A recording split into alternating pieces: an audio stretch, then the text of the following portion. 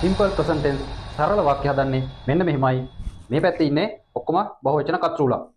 I බහුවචනයි එක්කෙනෙක් වුණාට මෙතන V බහුවචනයි U දෙකක් තියෙනවා. පොත්වල ඔයාලා ඉගෙන ගන්න U එකයි. මම මෙතන U දෙකක් ලියලා තියෙන්නේ.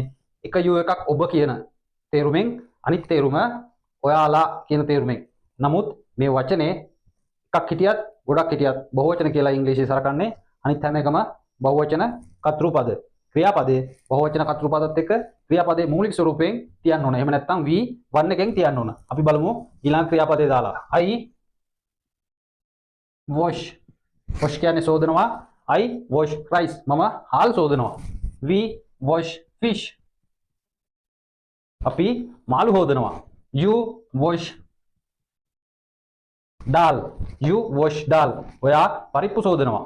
You wash beans. ඔයාලා බොන්චි සෝදනවා. They wash potatoes. එයාලා අල සෝදනවා. Mothers wash okra. අම්මලා බණ්ඩක සෝදනවා. Girls wash chicken. ගෑනු ළමයි කුකුල් මස් සෝදනවා. Boys wash cabbage. පිරිමි ළමයි ගෝවා සෝදනවා. Friends wash pumpkin. යාළුවෝ වට්ටක්ක සෝදනවා. People wash meat. මිනිස්සු මස් සෝදනවා. සිම්පල් ප්‍රසන්ට් ටෙන්ස් සරල වාක්‍ය හදන්නේ එහෙමයි. මුලින්ම බහුවචන කර්තෘපදේ, ඊට පස්සේ ක්‍රියාපදේ මූලික ස්වරූපය, ඊට පස්සේ කර්මකාරකය, බොහෝ දුරට එන්නේ නාමපදයක්. ඔයාලා බැලුවොත් හොඳට අවධානයෙන් බැලුවොත් ඒක පැහැදිලි.